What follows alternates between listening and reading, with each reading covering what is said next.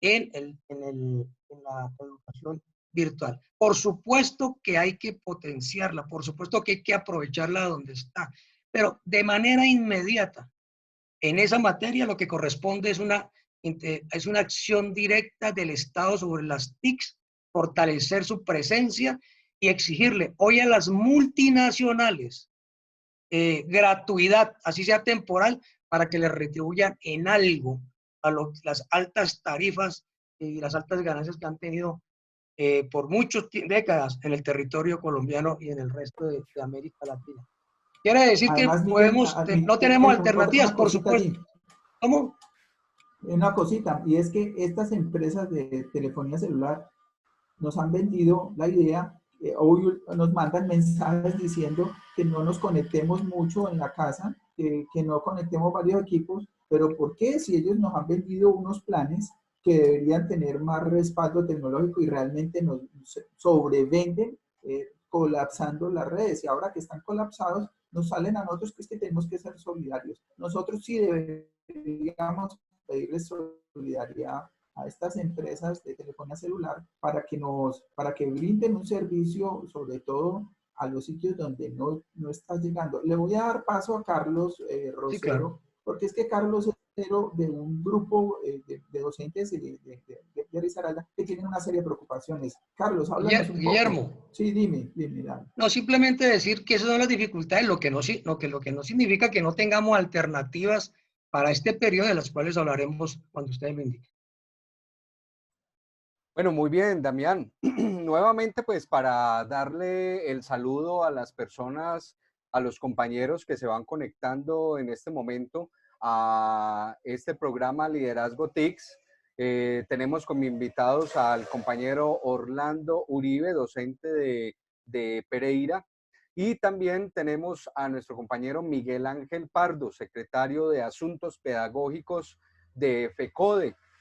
Para los compañeros que se van conectando aquí a nuestro programa y van entrando en el plano de la temática del día de hoy. El día de hoy estamos hablando de cosas muy generales y centradas en dos temáticas. Uno, pues la educación en este tiempo de crisis nos lleva a pensar, a repensarnos en diferentes situaciones. Una es que el compañero Orlando Uribe pues ha venido manejando algo que se llama seguridad alimentaria. Entonces se ha experimentado digamos, en ese tema, ha manejado diferentes proyectos y ahora él nos va a comentar cómo podemos ubicar este tiempo de crisis o cómo podemos ubicar la alimentación alimentaria, la seguridad alimentaria en este tiempo de crisis.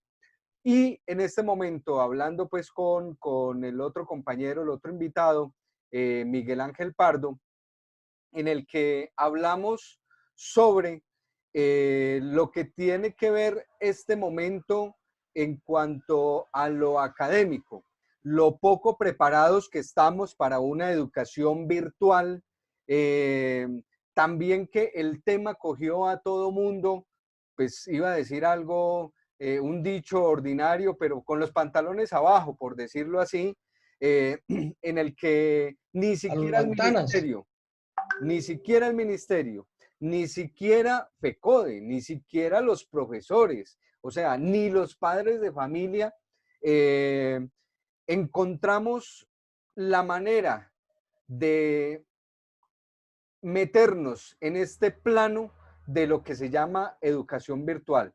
Ahora Miguel Pardo nos hablaba de unos índices muy importantes en lo que tiene que ver nada más con la conectividad, ¿sí? En cuanto a la conectividad, ahora vemos cómo nuestros computadores y las plataformas se van saturando y cómo este sistema ya se vuelve pesado y no es capaz de llevar.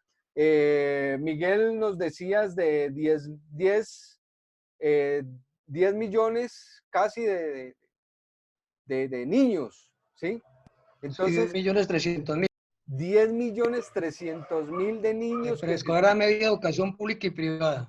se supone que van gracias por la aclaración. Se supone que van a recibir una educación virtual y no la están recibiendo. Ese no recibirla, hay dos, digamos, principales causas, ¿cierto? Uno es la desigualdad de clase en la que nosotros estamos y entonces, digamos que gran parte, y podríamos decir que o están en el 50% o pueden ser más, los estudiantes que no tienen ningún tipo de acceso, pero porque la limitación económica no da para ese acceso. Cuando un padre de familia vive de vender unos tintos, eso no es para pagar el mes de internet, eso no es para pagar una afiliación, eso es para poder comer, para poder sobrevivir. Esa es una parte de esa comunidad. Y la otra parte de la comunidad está entre la preparación de estas clases virtuales, que no hay las plataformas, no hay los contenidos. Yo digamos que de cierta forma, no con el secretario de Educación del departamento, pero sí al de Comunicaciones, que él le habla al oído al señor Leonardo Gómez, que es el secretario del departamento de Risaralda, y él decía, Carlos, pero si el 91% de los estudiantes están en ruralidad y de esa ruralidad ni siquiera un 5% tiene internet. O sea, eso ahí ya nos dice que en este momento ninguno de ellos está recibiendo educación virtual.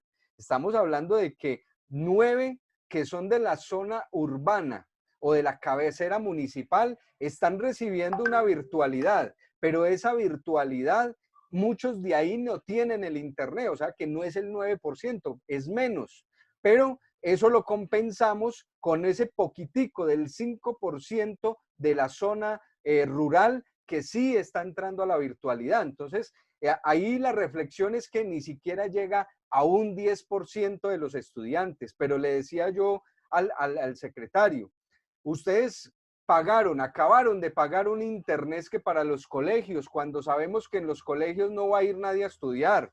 Entonces, ahí hay un detrimento patrimonial, ¿sí? Porque es que están pagando el internet, la conectividad a los colegios, donde está solo el celador.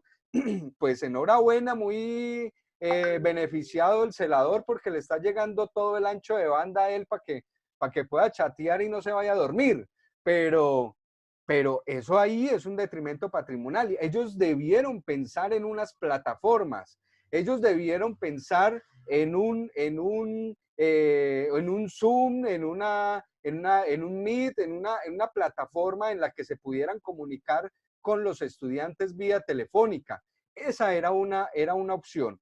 Entonces, tenemos ese plano, pero yo sí le diría ya aquí, para mucha introducción para la pregunta, Miguel, esta partecita, nosotros estamos utilizando una palabra que para nosotros puede llegar a ser nueva. No es nueva, pero para nosotros es nueva en el momento que la estamos utilizando. Es el reinventarnos. Los docentes reinventarnos. La educación reinventarse. La comunidad educativa reinventarse. La sociedad en general debe reinventarse. Pero ubiquémonos solamente en la educación.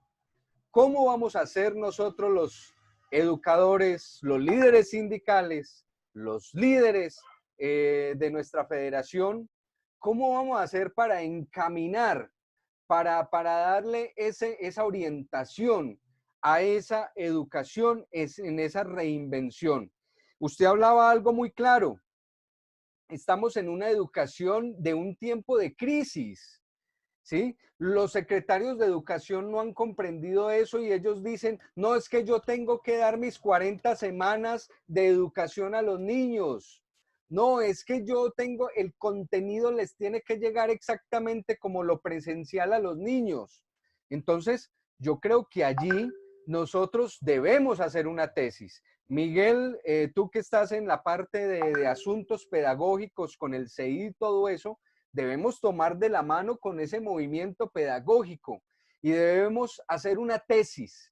Y esa tesis tiene que decir cómo vamos a reinventar la educación, cómo nos vamos a presentar, cuál va a ser nuestro letrero apenas salgamos de esta crisis, que la vamos a presentar y vamos a decir, vea, aquí está la educación, esto hizo en una crisis, una vez hubo una pandemia, una vez hubo algo que se llamó coronavirus. Entonces, ahora la educación va a seguir funcionando. En ese momento la educación, hablo de la crisis, hablo de cómo vamos a hablar después de esta crisis. Entonces, vamos a decir, en ese momento de la pandemia,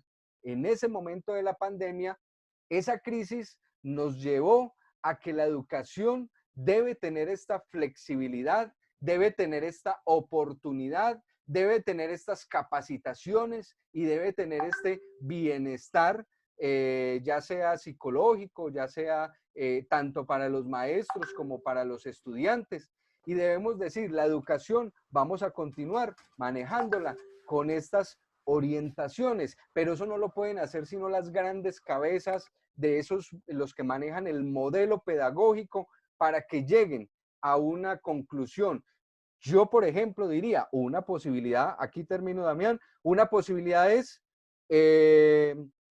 la transición, ¿cierto? En ese momento hubo una transición, hubo un momento de transición y llegamos a esto. ¿Qué es esto? Eso es lo que estamos tratando de descubrir con todos estos programas, esas incertidumbres, tratar de resolverlas un poco. Bueno, Miguel, acaba Carlos de hacer una síntesis de una serie de situaciones. Miguel, cuéntanos un poco cuál es la propuesta que tiene PECODE frente a esta situación.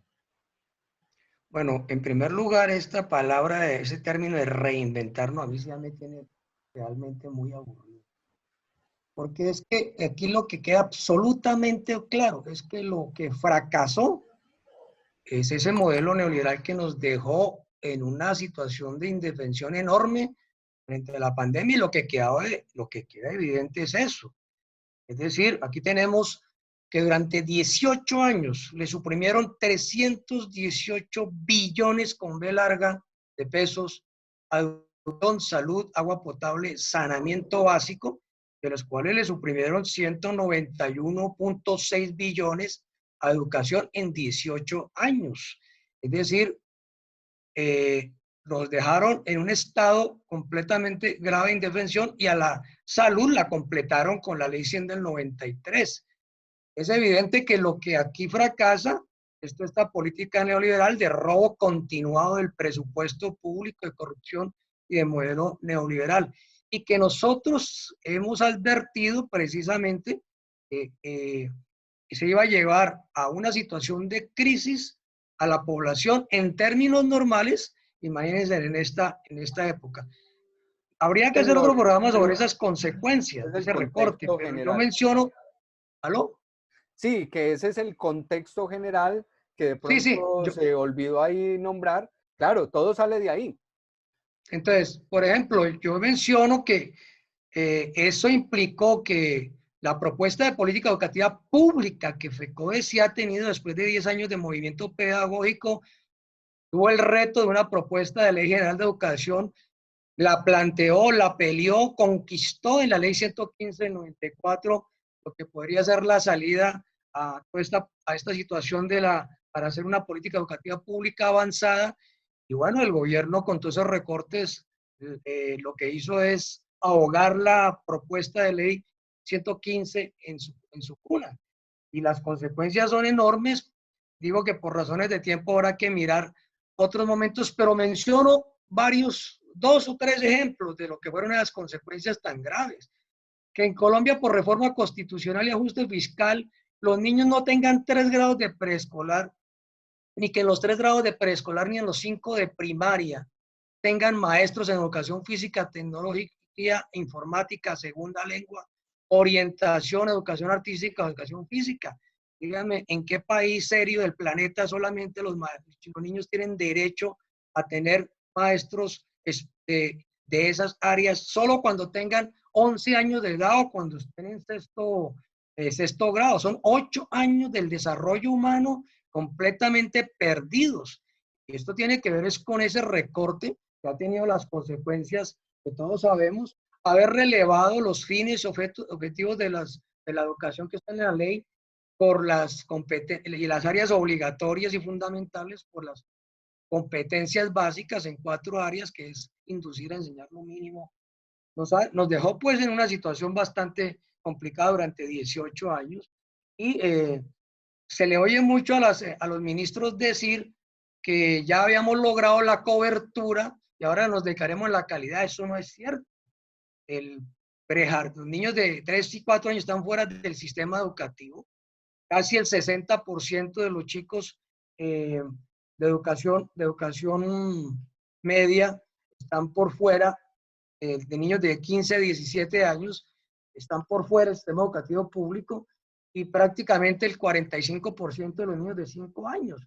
Y en la zona rural están por fuera del sistema educativo el 53% de los niños de 5 años y el 69% de los chicos en edad escolar en educación media. Luego, aquí lo que fracasó no fue la propuesta de los maestros. Nosotros hemos sido serios, hemos tenido como objetivo hacer propuestas de política educativa pública. Impulsamos el movimiento pedagógico, planteamos la ley 115, logramos conquistas y el gobierno lo que ha hecho es sabotear mediante recursos todo lo que tenemos ahora. Por eso los resultados que hay también al principio en materia de comunicación. Luego, una emergencia educativa en el día de hoy. Inicialmente está planteado en lo que seguiremos insistiendo. Hay que destinar los recursos necesarios para educación, salud, agua potable y saneamiento básico. Completamente un crimen lo que se está haciendo en esta pandemia y es aprovechar para entregarle los recursos a la banca y al sector financiero, mientras que los trabajadores de la salud y servicios generales que están en primera línea están empezando a perder la batalla en unas condiciones muy adversas, muriendo uno a uno de esta pandemia. Luego, al establecimiento neoliberal y al régimen hay que hablarles duro en este tema, porque ellos nos llevaron a esto. Luego, lo que tenemos es, pues que lo que tenemos que hacer es insistir en primer lugar en la propuesta de que haya reforma constitucional que después de 18 años logramos ganar en los acuerdos del 2019, después de un paro de 37 días en el 2017, y que hoy el gobierno quiere, como ayer lo denunciamos en el periódico, el gobierno quiere hoy embolatar esa reforma constitucional. Pero en materia de esta emergencia pedagógica, porque también se requiere darle salidas, es evidente que el primer asunto es que durante muchos meses la educación va a ser no presencial. Es decir, está muy claro que el COVID-19, hasta ahora no hay vacuna y la mejor forma de mitigar. Bueno, pasó algo con... Y de proteger la vida y por lo tanto un periodo largo en el cual nosotros tenemos que prepararnos para ello. En ese orden de ideas, si está bien, como dije anteriormente, aprovechar lo virtual, exigirle al gobierno que fortalezca su presencia en las TIC, e igualmente que las multinacionales entren a apoyar los procesos educativos de manera gratuita. Pero eso no es suficiente. Requerimos en este momento, como lo dijimos desde el principio de la emergencia, se lo dijimos al gobierno, hay que iniciar una masiva impresión de material didáctico que llegue especialmente a las más apartadas regiones.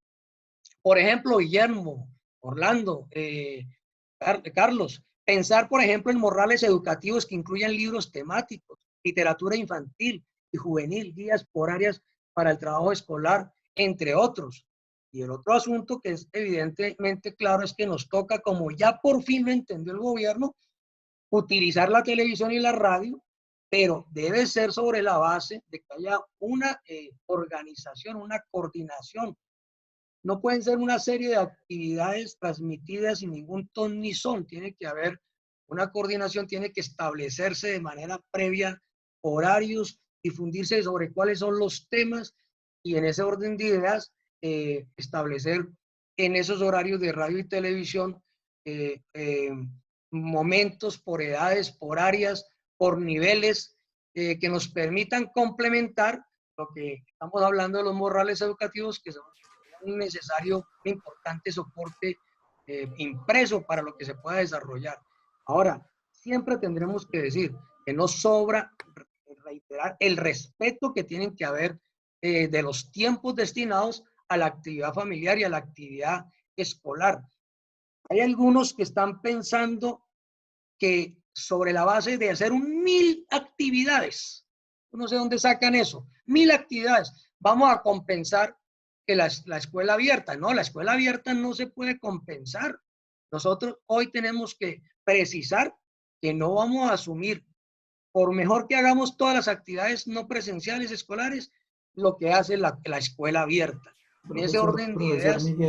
Profesor Miguel, es que hay como un cierto sueño neoliberal de que el maestro ya no se necesita. Carlos, ¿tú tienes algo más para profundizar y impulsar Se me fue Guillermo. Bueno, Miguel, con Miguel?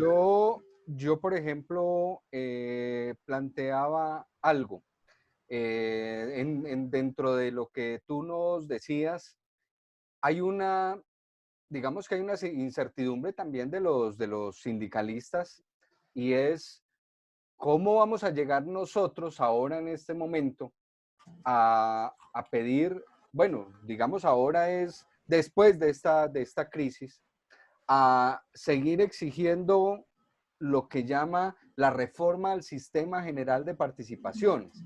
Obviamente, pues lo vamos a hacer, no digo que no se haga ni que no se va a hacer, sino que hay que buscar la forma. Ahora ya el gobierno tiene una gran excusa y es la pandemia, ¿sí? Y entonces dice, la pandemia nos dejó desfinanciados. Antes miremos cómo vamos a reformar el sistema general de participaciones, no el sistema general de participaciones, sino la parte financiera, que es más, eso fue lo que ya se propuso, ¿sí? Como una reforma a lo que tiene que ver la ley de financiamiento, en cabeza de este señor Carrasquilla. Entonces, nosotros después de que pase todo esto, ¿cómo vamos a exigirle, o sea, la forma de cómo lo vamos a hacer, cómo le vamos a exigir la reforma al sistema general de participaciones cuando el gobierno va a decir no hay recursos para eso, porque ni siquiera hay recursos ya para lo que tiene que ver con los fondos del gobierno, ¿cierto? Bueno, Carlos, yo creo que precisamente hoy es más vigente que nunca la necesidad de esa reforma constitucional. Y en ese orden de ideas, el tema es de prioridades. Estaba empezando nuestro compañero Guillermo a decir a hacer algunos elementos sobre el tema del sueño neoliberal, pero yo le planteo lo siguiente, Carlos. Lo que pasa es que, mire, nosotros, ¿qué le propusimos al principio? En los albores de esta propuesta, ¿qué le propusimos al gobierno para atender la emergencia? Acudir a las reservas internacionales que administra el Banco de la República. Estamos hablando de las más altas de la historia, tal vez 58.000 millones de dólares. Hubiera un impuesto del sector bancario que anualmente gana no menos de 7 billones de pesos al año. Contrario a eso, es decir, el gobierno descartó estas medidas que podrían haberse tomado el mismo día que declaró la primera parte de la cuarentena. Y sí está hablando en este momento de un préstamo de 11.000 millones de dólares que le ofrece el Fondo Monetario Internacional, que de asumirlo. Entonces, el ajuste que ya es normal y que nos costó 18 años, 318 billones, pues es un ajuste que nos dejaría un estado prácticamente de la época de la esclavitud en materia de derechos de educación, salud, agua potable. Aquí lo que fracasó fue todo ese ajuste, ese recorte, aquí lo que fracasó es la ley 100, y tenemos hoy es más autoridad que nunca para ello. El tema central es para dónde van las ganancias. Miren ustedes lo que pasa con el sector bancario. El sector bancario no solamente no se crea un impuesto para que el sector bancario proponga, porque aquí se habla de reforma tributaria, Pero ¿cuál reforma tributaria? Nosotros podríamos decir que la reforma sea para los 1000 más ricos del país y que tuvieran allí un aporte de todo lo que se ha planteado. La mayoría de los decretos han sido para direccionar la plata al sector financiero. 17 billones de pesos, entre los cuales le quitaron a las entidades territoriales dineros que les son propios para administrarlos desde el gobierno nacional y lo tienen administrados los bancos. Aquel que ha sido favorecido ha sido el sector financiero. Es decir, cuando salgamos de la pandemia es al contrario. Hoy la población del mundo está clamando por la vida. Y no puede haber vida hoy si no hay garantía de alimentación y salud. No puede haber cuarentena realmente efectiva. Pero una vez pase esto, también la gente está clamando porque la educación y la salud no sea privatizada ni que le vuelvan a quitar los recursos. Luego, sí tendremos toda la autoridad moral porque recursos sí hay. ¿Sí? Miren que en marzo, en recursos sí hay, y lo hemos demostrado y hemos dicho absolutamente todo. Y todos los recursos hoy se están direccionando para fortalecer a la banca. Incluso lo que acaba de haber, una reforma pensional disfrazada, ¿sí? Cuando los fondos de pensiones privados ya están haciendo agua porque su tasa no porque no ganen, sino porque su tasa media de ganancia está por debajo, pues ahora aspiran que Colpensiones sea la que asuma tales costos que le corresponden a ellos. Y estamos hablando de fondos privados que manejan 250 billones, que esto es prácticamente la opulencia, esto es prácticamente rayan en la obscenidad, mientras millones y millones de personas en el país y en el mundo se están muriendo de hambre. Entonces, sí tenemos propuestas para salir de esto en cuanto a la emergencia pedagógica, las acabo de resumir, y tenemos propuestas de nivel macro, que son las que debemos insistir. Regálanos un minutico, Miguel. Miguel, regálanos un minutico. Es que me gustaría que profundizáramos un poco en uno de los aspectos, y en este caso con Orlando, que Orlando nos hablara sobre la situación agroalimentaria, sobre la seguridad alimentaria.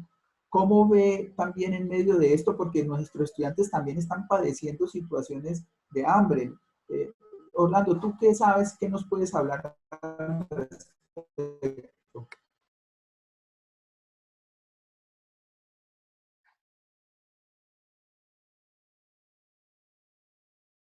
Orlando, hay que abrir el micrófono. Orlando, micrófono, por favor. Eso, ahora sí. Guillermo, vea, lo que Miguel nos plantea como una propuesta macro, como la alternativa para resolver las diferentes problemáticas que tenemos nosotros a nivel nacional de educación, y que es un legado no solo en el liberalismo, sino de estos gobiernos corruptos que han venido saqueando los recursos, han venido saqueando la esperanza, han venido saqueando y acabando con la vida. Hay que territorializarlos. Uno, sería importante, Miguel, que a partir del CEID empezáramos a mirar en esta crisis cómo generar propuestas para planes educativos municipales. Cómo en los territorios debe existir un plan educativo. Otro, ¿cuáles serían las propuestas pedagógicas que desarrollamos en nuestros territorios que fortalezcan el trabajo en proyectos educativos, no en áreas aisladas? ¿Cómo hacer de los proyectos educativos o cómo construir las respuestas para problemas como el cambio climático, la megaminería, la misma crisis que tenemos nosotros, el problema de salud, la recuperación de la vida, la agroecología? ¿Cómo formarnos en la fortaleza de cómo alimentarnos sanamente y de manera económica? La otra propuesta que yo dejo también acá es cuáles serían los criterios para generar oficinas de información en las secretarías de educación, que es un lío grande. Nosotros no sabemos realmente en cada territorio cuántos estudiantes matriculados hay, incluso ni cuántos maestros. No sabemos los recursos. Hasta dudas en la cantidad de instituciones educativas. si lográramos nosotros a través del CEIP, aprovechando estos instantes para generar algunas propuestas y empezar a trabajarlas desde las distancias, cuando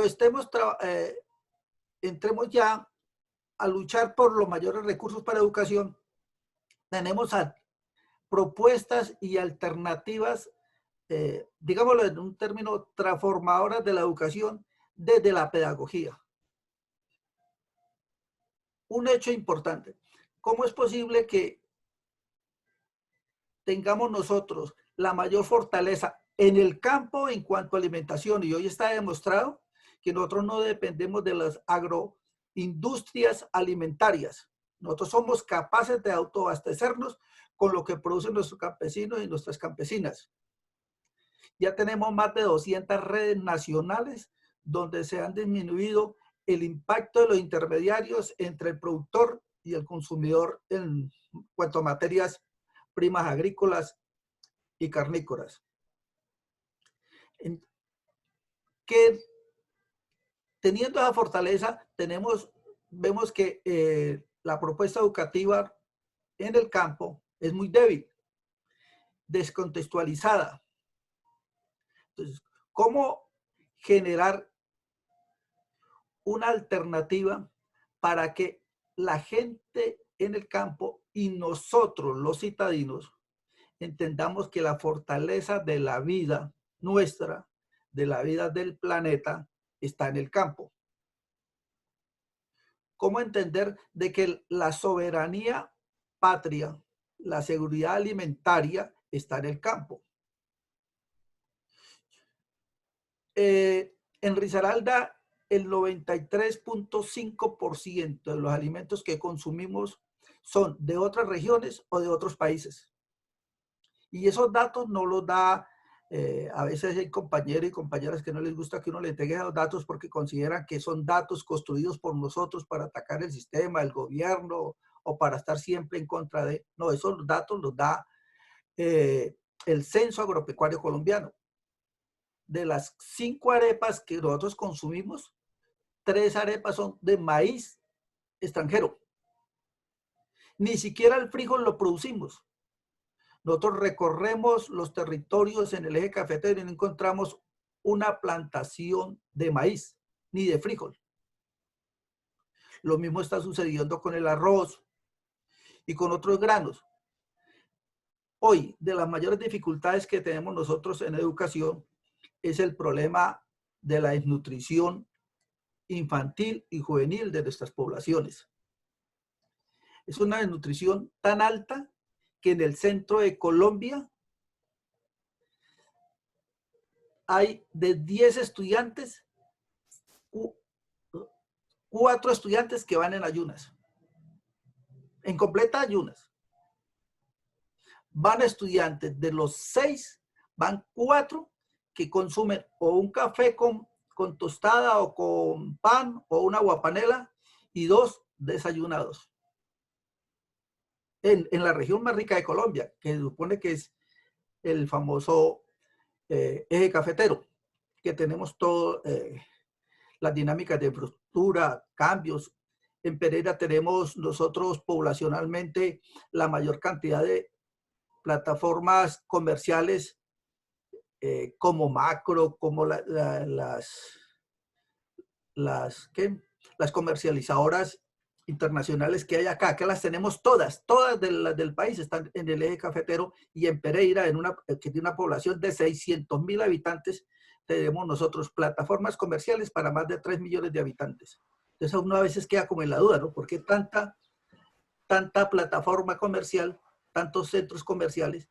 Lo que pasa es que nosotros aglutinamos 81 municipios que están a menos de hora y media de Pereira. Y que sí, fácilmente... Orlando, pero centrémonos un poquito en esa denuncia que estabas haciendo sobre el tema de los chicos que van sin comer a la escuela para que vamos otra vez al rumbo del tema educativo. No niego que sea un problema central, sino centrémonos un poquito en el debate que estamos tratando de poner de virtualidad, niños sin comer, cómo hacer...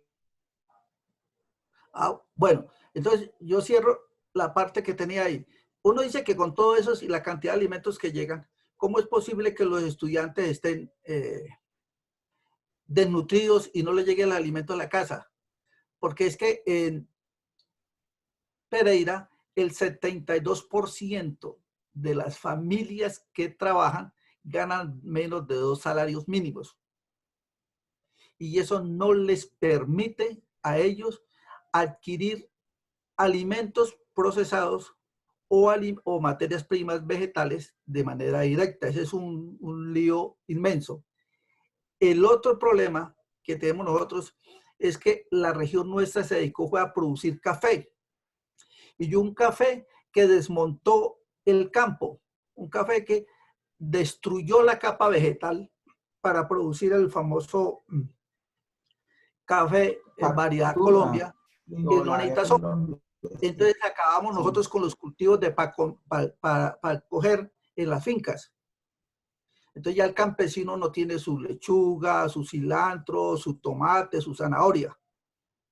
Eso obligó a que se traiga los alimentos fuera del territorio y los encareció. Eso es una situación delicada. Y lo otro, que no se generaron políticas de educación hacia la alimentación. Nosotros no sabemos alimentarnos, no sabemos consumir.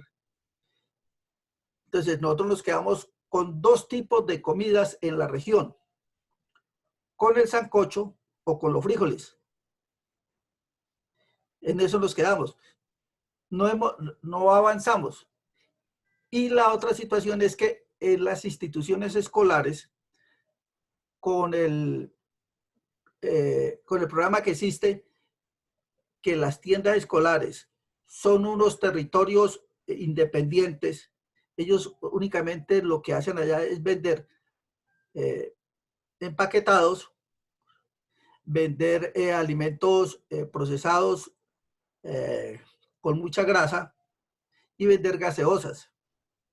Intentamos implementar en el gobierno pasado, en el municipio, las tiendas saludables, y nos decía el secretario de Educación pasado que era muy difícil, porque con las tiendas escolares no nos podíamos meter, porque era muy difícil, porque eran negocios de particulares con autonomía.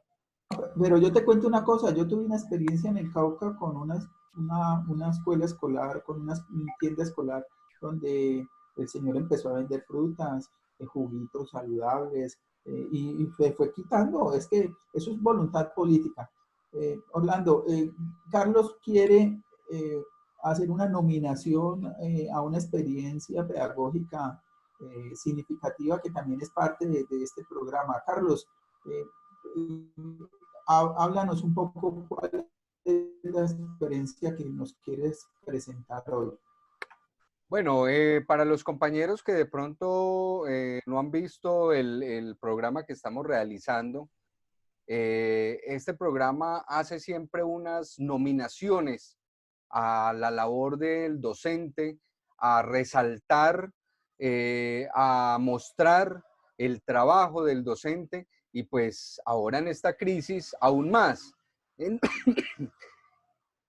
Perdón, entonces por esta situación nos atrevemos a hacer en este momento la nominación que le tenemos a nuestro compañero Orlando Uribe.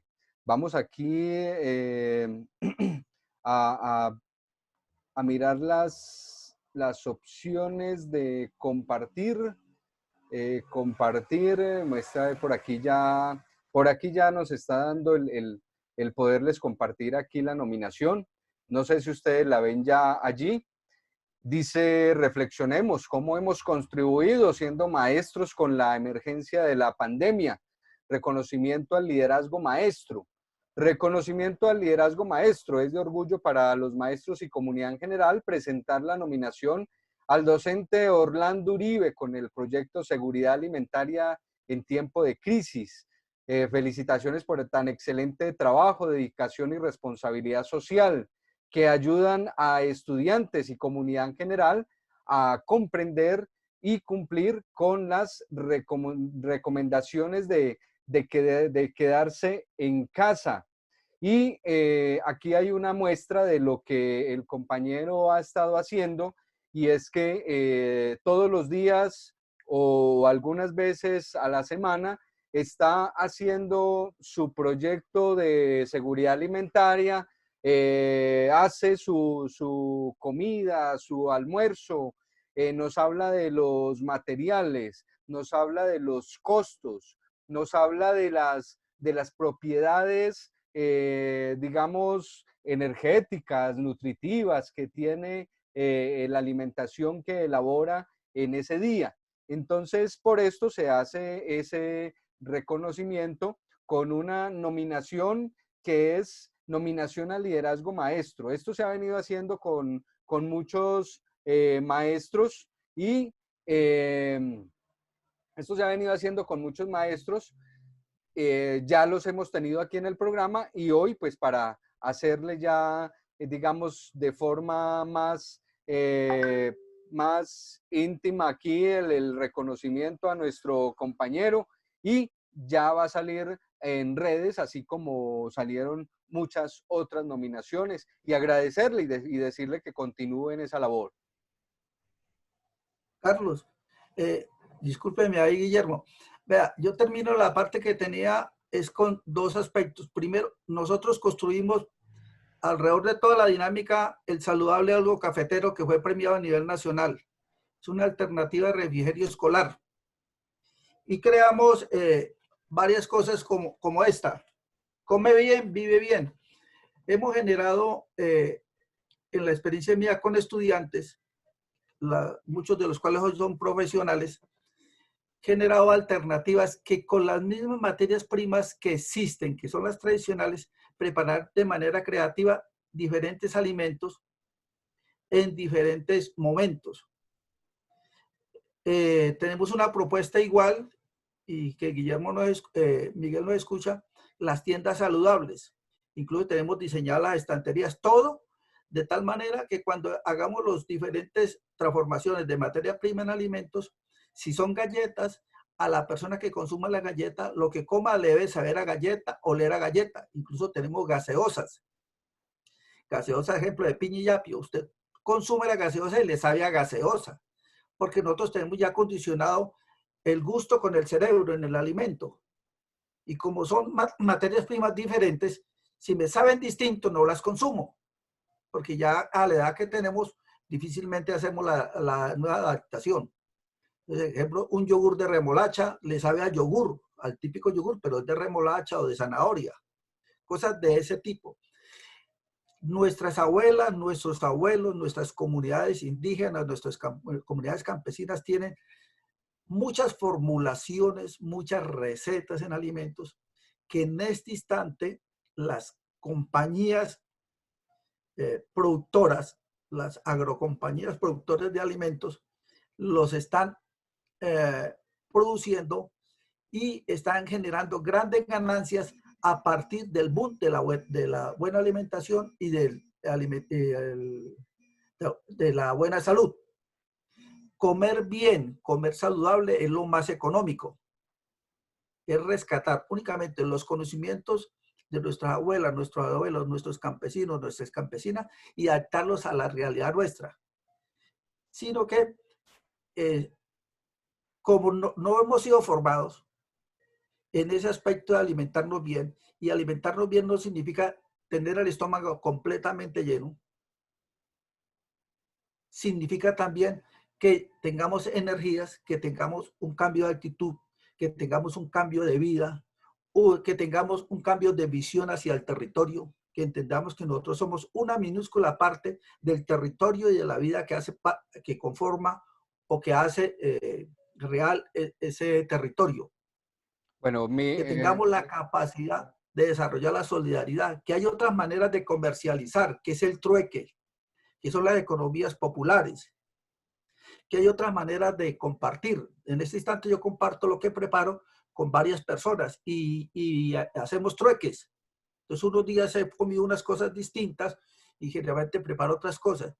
No soy amigo de entregar la receta porque eso va en la creatividad de cada quien, cómo coge esos elementos y prepara sus alimentos, porque esa es la parte creativa, ¿no? Esa es la parte que le da a usted la alegría de degustar, esa es la parte que la mamá nos entregaba a nosotros y que recordamos que cómo cocinaba tan bueno. Mi mamá, nadie cocina tan bueno como mi mamá lo hacía, porque ella era la que experimentaba cada rato con uno, hacerle cositas. Entonces, la alimentación es una experiencia de vida donde usted permite desarrollar la creatividad y Sí, acerca. El comer es un rito que une familias y une personas, que lo hemos perdido. El comer nos permite comunicarnos, nos permite resolver asuntos que nos generan situaciones complejas, de pronto de choque. El sentarse a la mesa a comer nos permite eso. La experiencia del comer, la gratitud y la alegría de sentirme bien. bueno, y ese, El comer me permite amar y querer la naturaleza, Orlando fortalecer. está muy emocionado con el tema de la alimentación. Vamos a tener que hacer un programa solo de alimentación con Orlando. y ese, y Carlos, ese por tema, favor. ¿no? Y es un tema que surgió en estos momentos de crisis, ¿sí? Como muchos temas más. Ya hablamos de la efectividad familiar, ya hablamos digamos, la alimentación. Hombre, hasta la ropa. Yo no sabía que tenía 20 pantalonetas. O sea, son cosas que uno pues va descubriendo. Digamos que pues el ejemplo de las pantalonetas no es tan importante como sí el de la seguridad alimentaria. Y como este mundo nos mostró la importancia de la igualdad de clases sociales, porque allí encontramos el campesino, allí encontramos el vendedor, allí encontramos la parte agropecuaria. Entonces, por eso todo eso ha surgido. Por allí Miguel nos está escuchando. Miguel, Miguel Pardo, ¿estás por Por ahí? supuesto, Bueno, compañero. atento toda la emoción de Orlando Uribe, todo ese fervor, lo he escuchado, atenta nota y lo vamos a invitar a encuentros trágicos para el próximo sábado.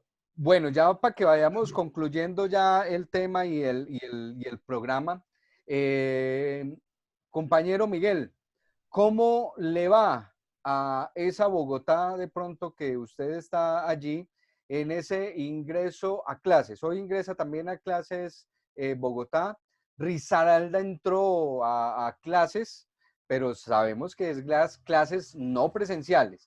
Aquí continuamos pues con la pelea porque siguen citando a los docentes, dimos una pelea con el departamento, digamos que se ganó de cierta medida porque pues ya el gobernador dijo, nadie se mueve de los municipios y los que viven, los que laboran en un municipio y viven en otro lado, ya no vayan por allá, ¿cierto? Vamos a trabajar con los docentes de manera voluntaria de los que viven en cada municipio, para que no se muevan, sino dentro del municipio. Digamos que eso se logró, no es la gran propuesta, pero se logró. Ahora encontramos que Dos Quebradas están los colegios, los docentes en los colegios entregando el trabajo. Lo que pasa es que Dos Quebradas se había quedado calladito, mientras nosotros peleábamos con la gobernación. Y ahora ya cuando el domingo le dicen a los rectores, tienen que citar a los docentes por medio de un pico y placa, entonces ahí es donde ya nos vamos como enterando de la situación. Pero la pregunta era, Miguel, ¿cómo ves el panorama? Ustedes que lo ven más a nivel nacional, nosotros a nivel local, el día de hoy en esta enseñanza virtual, este inicio de la enseñanza virtual, ¿fue un total fracaso o se están resolviendo las cosas? Ahora, aclaro, Bogotá fue una de las mejores preparadas a diferencia de los demás departamentos, porque ellos ya hicieron 2 semanas que para nosotros fueron institucionales, comunicación solamente con los administrativos y el rector, ellos la hicieron virtual. Entonces ya tenían, digamos, el inicio de una experiencia de hacer el trabajo. Miguel, cuéntanos un poco de cómo va esto a nivel nacional. Bueno, yo quiero en primer lugar señalar que aquí desde que empezó esta pandemia lo que había es un pulso con el gobierno, ya sea porque el gobierno no ha querido entender o entendiéndolo la dimensión de la pandemia ha puesto en peligro la vida de la comunidad educativa en su conjunto, o está aprovechando la pandemia para proceder a suprimirle los derechos a la población. En el primer pulso, como todos lo saben, fue el primer pulso porque el gobierno no quería declarar las actividades escolares no presenciales para los maestros y los trabajadores administrativos. Finalmente, el 17 de marzo, después de un pulso muy duro con el gobierno expidió esta normatividad en la circular 21, en la cual aceptó a regañadientes la actividad no presencial para todos los miembros de la comunidad educativa. Y ahora vuelve y juega, pretende vulnerar a riesgo de la salud y la vida de los maestros y los directivos docentes, vulnerar la cuarentena, argumentando el tema del plan de alimentación escolar. Nosotros le hemos dicho al gobierno que no salve más a los operarios privados, que los operarios privados cumplan con sus contratos, que es sobre la base que ellos deben distribuir la alimentación, a la alimentación con personal especializado y protegido para ello. Nosotros hemos dicho que en ningún caso los maestros atenderemos la vulneración del trabajo no presencial. En ese orden de ideas nos mantenemos en que no saldremos a asumir actividades de carácter presencial, porque contrario a lo que ha dicho el ministro de Salud, y sí en coherencia con lo que dice el mundo científico, el tema de la propagación en Colombia no está aplanada la curva, sino está en ascenso. En ese sentido, reiteramos. Segundo, en el caso de Bogotá, pues ustedes saben que Bogotá fue la única que mantuvo el calendario académico sin modificación, ¿sí? Es decir, que tuvo las semanas no presenciales, que sigue con las actividades presenciales y que no ha tocado lo que se denominan las vacaciones. Y esto es un llamado para que el gobierno, reiteramos, debe estar preocupado de modificar calendario y que se siente con las entidades territoriales, se siente con el sector educativo, se siente con la Federación Colombiana y, por supuesto, busque consensos para atender la emergencia educativa y pedagógica actualmente. Y eso implica que definitivamente tiene que entregar los recursos necesarios para el efecto. Ya lo dijimos, no solamente fortaleciendo las TICs, no solamente insistimos en poner un impuesto o que las entidades multinacionales del sector financien la gratuidad, sino todo lo que hemos planteado sobre el tema de la impresión masiva, sobre el tema de la radio y la televisión coordinadas con tiempos y las condiciones que ya hemos mencionado en este caso. Y la preocupación siempre y central es que no crea que vamos a atender todo lo que sea presencial en una escuela que no está siendo presencial en este momento. En ese orden de ideas, la invitación es que nos centremos en lo fundamental, en lo esencial. Por ejemplo, nosotros creemos que en este momento, ¿sí?, es muy importante. Lo más importante es buscar el contacto con los chicos de una u otra manera. Esto es clave, es lo más importante por parte de la escuela. Y en segundo lugar, cuando decíamos centrarnos en lo esencial, es por ejemplo en todos los conocimientos que contribuyen a comprender de las diferentes áreas, disciplinas y ciencias, la dimensión de la pandemia y las alternativas de solución. Hablar, por ejemplo, de la preservación de la especie ya no es una ciencia ficción, ya es una necesidad. Es más, sería una necedad no abordarlo desde el punto de vista académico y humano. Entonces, en este momento, en la cual las actividades no presenciales, digamos que en Bogotá hoy pueden haber llegado a un 80% de la población, estoy hablando no presenciales, entre virtualidad y otras actividades no presenciales. Y en el país, a un 50%, se hace más necesario estas propuestas concretas que hemos hecho, no generales, concretas para asumir el tema de la actividad escolar, porque en el mejor de los casos, Carlos, Guillermo, Orlando, vamos a tener actividad presencial nuevamente, en el mejor de los casos, a finales de este año.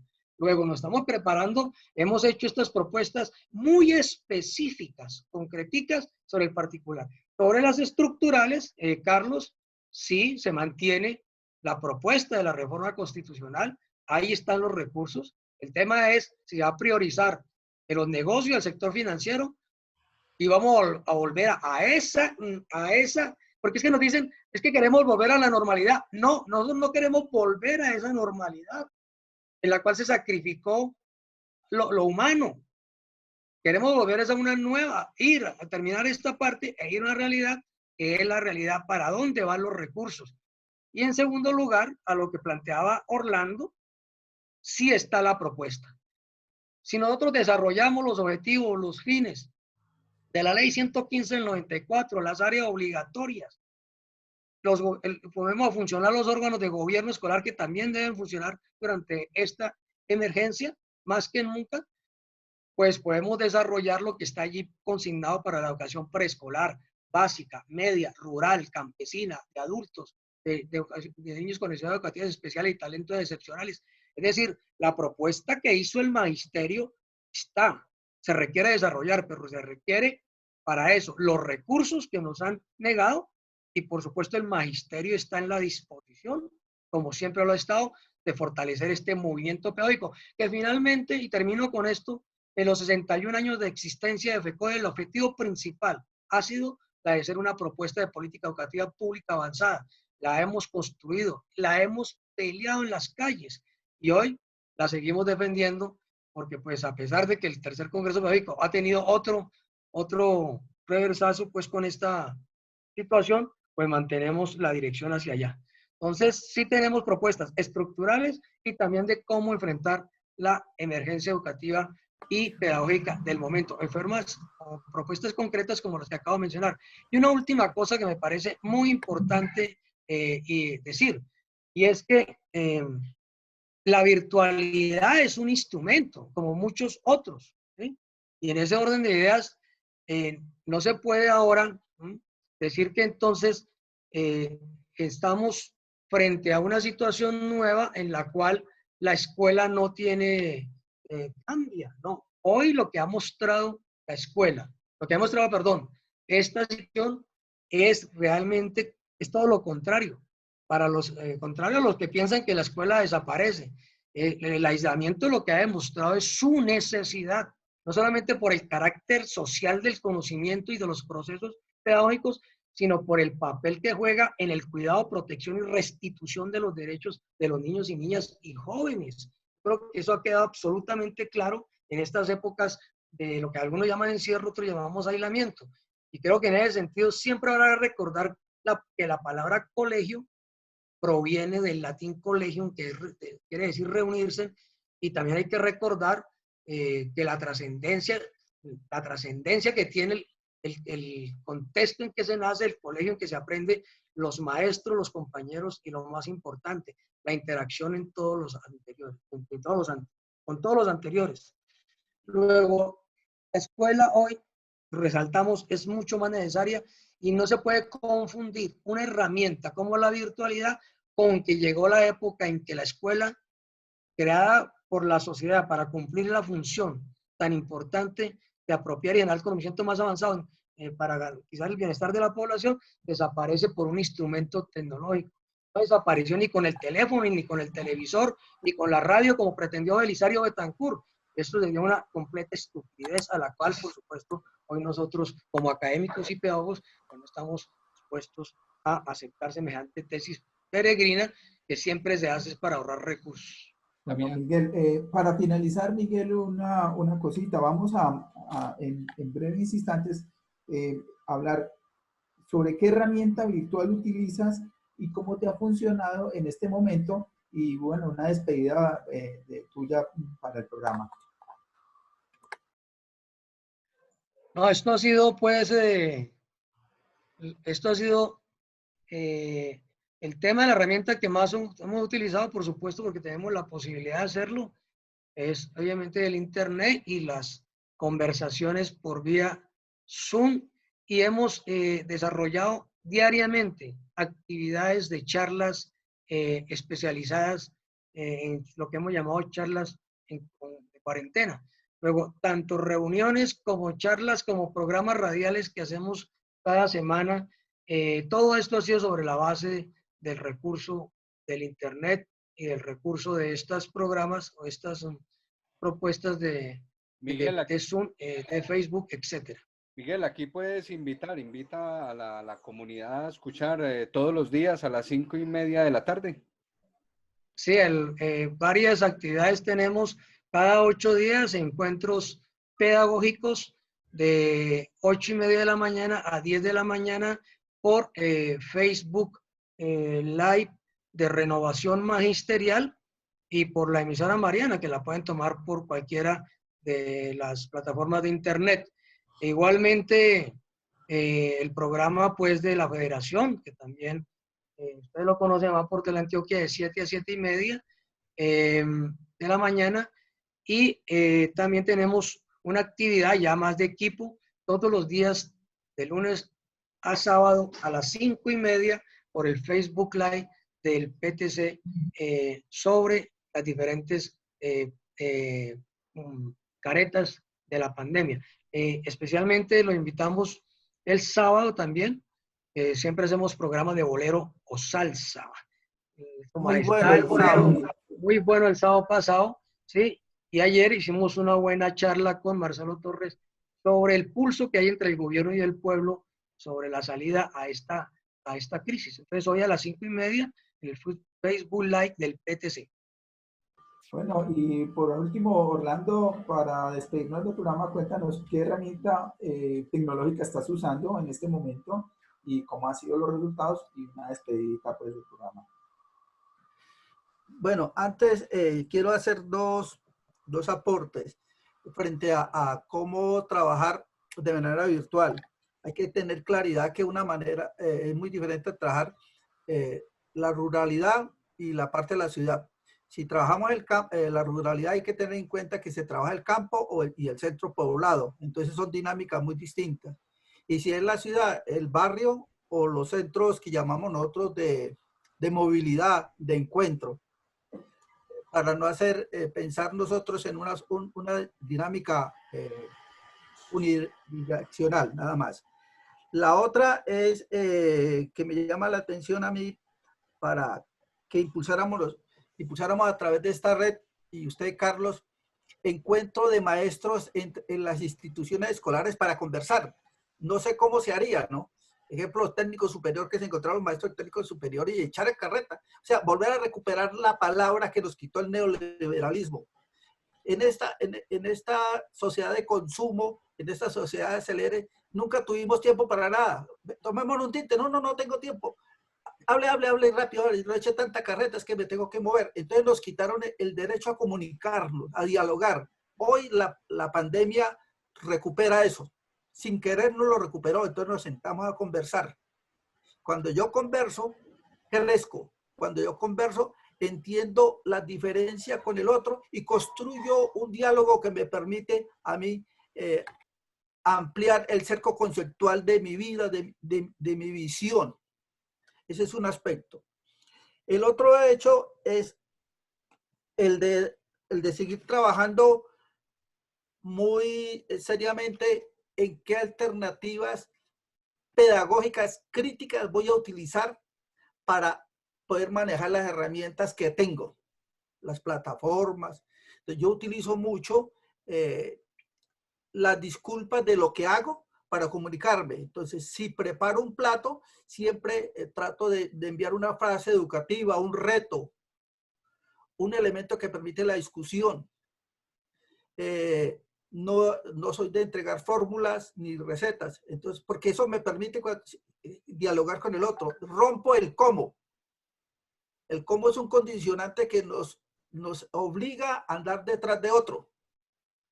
Genero más bien el qué, el para qué y el por qué. Participo mucho en videoconferencias, me encanta. Paso el tiempo, dialogo.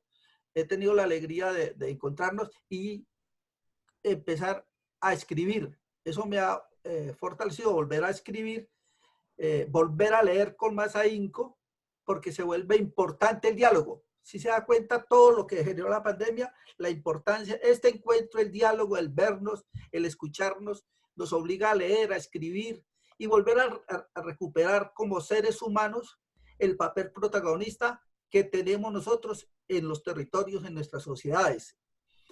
Y lo otro que he hecho es mucho la comunicación por WhatsApp, vía telefónica, con la familia, con los hijos. Y oh sorpresa, hablamos de unas cosas que consideramos que como eran tan triviales, tan normales, uno nunca se las decía, ¿no? Que lo quiero, que me hace falta, que qué rico verlo, que muestre qué está haciendo, que vea que yo estoy sembrando esto, que yo estoy haciendo esto. Entonces empezamos a valorar las pequeñas cosas, a recuperar el valor de las pequeñas cosas. Eso es una cosa, muy importante de cómo hemos empezado a humanizar nuestra existencia y a humanizar nuestras relaciones.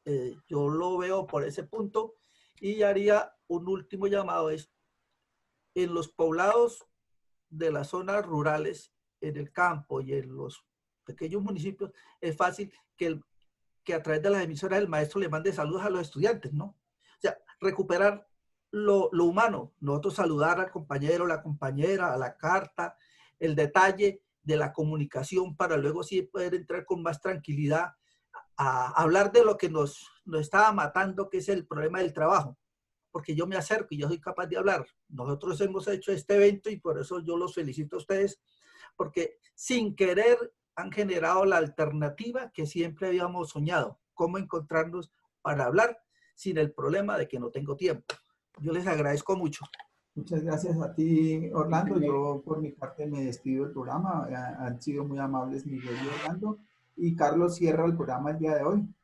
Bueno, darle las gracias a los invitados del día de hoy, las gracias a Damián por la colaboración, por la presentación, por estar presto siempre a ayudarnos, totalmente de acuerdo con lo que nos hablaron los compañeros, igualmente con lo de Uribe, lo de Orlando Uribe, para que nadie nos vaya a confundir allí la palabrita aquella, pero con el compañero Orlando Uribe, claro, yo en todos los programas, también lo sabe, les he dicho sobre que a esto también le sacamos, digamos, los pros, le sacamos las cosas de pronto que han sido beneficiosas y totalmente de acuerdo, la parte humana, aquí es más, estoy reventando cabeza el miércoles 22, cumpleaños mi hija, entonces vamos a hacer una fiesta virtual y nos estamos inventando todo ese cuento y ya llevamos como 30 personas de la familia invitadas, entonces vamos a ver cómo nos sale toda esa situación, pero es esa parte y hay que tenerla en cuenta. Sí, señor, tenemos en cuenta también los encuentros con docentes, estamos en esa propuesta, ya la habíamos ya la habíamos hablado sobre el encuentro con los docentes, porque necesitamos hablarnos. Y por último, pues seguimos hablando pues de un aislamiento inteligente, nos metió el señor presidente de la República y nosotros tenemos que decirle que necesitamos es una educación inteligente y la educación inteligente es con financiación y con oportunidad, tanto de medios como en oportunidad de intervención de los líderes de la educación. Totalmente de acuerdo con Miguel. No hemos podido que el gobierno entienda que en FECODE, por ejemplo, tiene las personas que le pueden asesorar sobre todos esos temas y darle muy buenas ideas. Los secretarios, nos quedaron temas pendientes como el de hablar que los secretarios de educación siguen hablando de que el estudiante puede ganar o perder el año. Eso hay que tenerlo en el debate. Eso no tiene sentido, Carlos. La situación para que Miguel Pardo allí lo lleve a FECODE. El de acá decía, no, es que los niños van a perder el año todos, porque si no vemos las 40 semanas al que tiene derecho la educación, entonces que van a perder el año. Yo le decía al señor, no, primero conozca la ley, y si usted se va a eso, pues perdería en una época de una educación normal, llegaría de pronto a reprobar, no a perder, y le corregí ese término a él también, a reprobar el 75% de los estudiantes. Entonces, si fuera normal, pero estamos en una situación atípica y por ende hay un calendario académico atípico, hay una forma de actuar en la educación atípica. Entonces, para que lo tengas ahí pendiente también, Miguel, ese tema Sí, sí, claro. para hablar, para sacar en la revista. ¿Nos cuentas también cuándo podemos participar para colocar una columna en la revista Encuentro de FECODE? Porque como dice Orlando Uribe, este espacio nos ha dado para escribir. Yo estoy haciendo unas crónicas en podcast, haciendo unas crónicas muy, muy buenas. He escuchado otras de diferentes autores, entonces nosotros nos tenemos que ir ocupando en esas situaciones. En general, muchas gracias a todos, gracias a las personas que ven nuestro programa, que se identifican con estas temáticas. También estamos trabajando en esa temática de motivar al docente. El docente debe tener una vocación. La vocación no es para irse a las comunidades a colocar en peligro su vida, pero la vocación sí es para ayudar a buscar las mejores opciones con las ideas y la creatividad de cómo podemos llevarle una educación y por medio de qué le podemos llevar esa educación. No es colocando nuestra vida en riesgo, sino buscando la manera de cómo podemos crearnos ese formato, esa forma para llevar esa educación a nuestros muchachos. Damián, tu último saludo, muchas gracias por tu colaboración y hasta aquí llega nuestro programa. Ojalá nos vean en un próximo que ya lo estamos planeando y estructurando. Muchas gracias. No, muchas gracias a ti y a todos los compañeros docentes. Gracias. Que la pasemos bien y que salgamos fortalecidos de esta. Hasta luego. Hasta luego. Hasta luego, hasta luego. Gracias. Hasta luego, Miguel. Que cuide mucho.